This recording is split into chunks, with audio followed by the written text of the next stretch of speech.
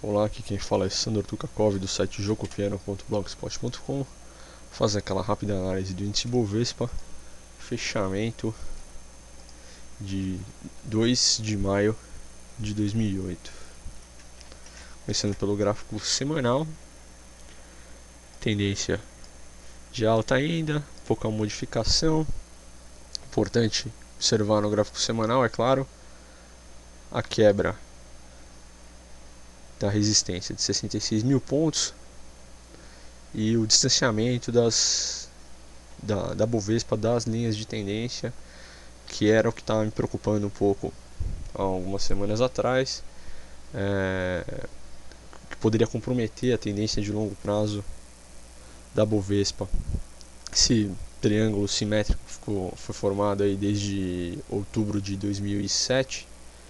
Com esse rompimento dá um pouco de alívio a essa linha de tendência, mantendo aí a tendência de longo-médio prazo em alta. No gráfico diário,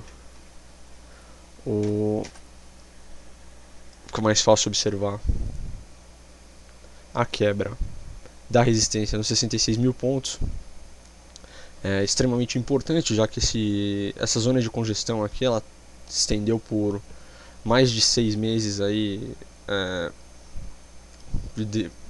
aparecendo até no gráfico semanal.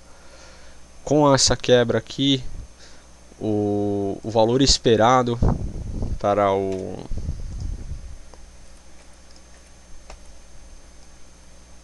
a Bovespa ficava em torno de 69.500 pontos, que já foi atingindo 69.600 pontos, que já foi atingido logo na sexta-feira da semana passada, chegando até uma máxima de quase 71 mil pontos, 70.900 pontos, mas fechando abaixo disso.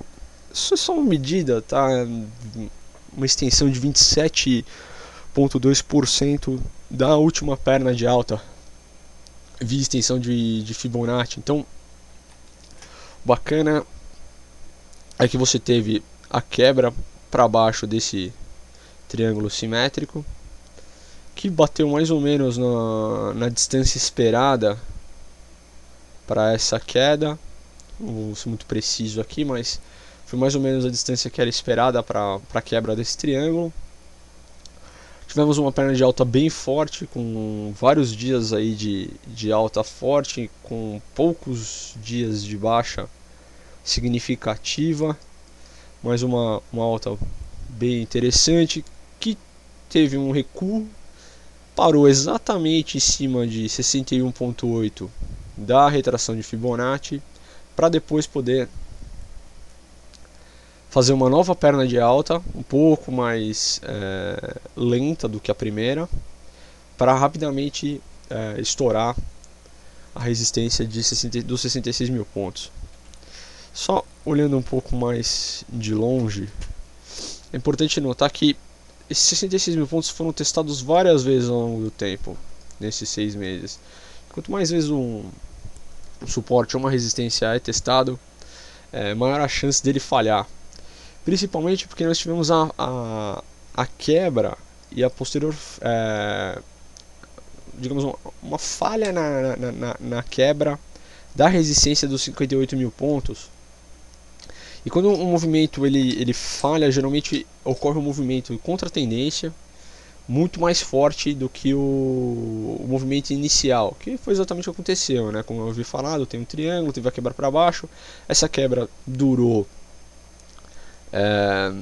3, 6, 7 pregões, e rapidamente um movimento de força muito maior conseguiu impulsionar a bolsa para cima, mas não conseguiu superar 66 mil pontos, que precisou aí de mais uns 2 meses, aí, 1 mês e meio aí, para poder se acomodar até essa quebra, que é claro ocorreu via fatores macroeconômicos, mas na hora de analisar o gráfico, como já havia falado há algumas semanas, essa resistência aqui ela já estava pronta para ser superada, era só uma questão de tempo mesmo. Tivemos o teste, depois a falha.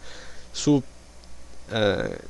via análise técnica, já podia esperar esse movimento. E olhando agora para os indicadores de ações em altas, ações em baixas, estamos ainda num valor confortável de 3,47, o número de ações que em alta que superam as ações em baixa. Fechamento na bolsa, um valor próximo a 5 ou 6 seria um pouco mais preocupante, então ainda sobra um espacinho aí para mais um pouco de apreciação no índice, e o número de ações acima das suas respectivas médias também aumentou bastante. Nós temos agora mais de 65% dos ativos da Bovespa acima da sua média de 21 dias, mais de 60% dos ativos da Bovespa acima das suas médias de 150 dias, respectivamente. Então é importante para mostrar que a força no mercado como um todo, né? A maioria das ações da Bovespa estão sendo negociadas acima das suas médias, um bom indicador de momentum aí, mostrando realmente a força do índice, o que é importante para dar uma ideia de continuidade desse movimento de alta aqui, dessa última perna de alta. Agora o que se espera, né?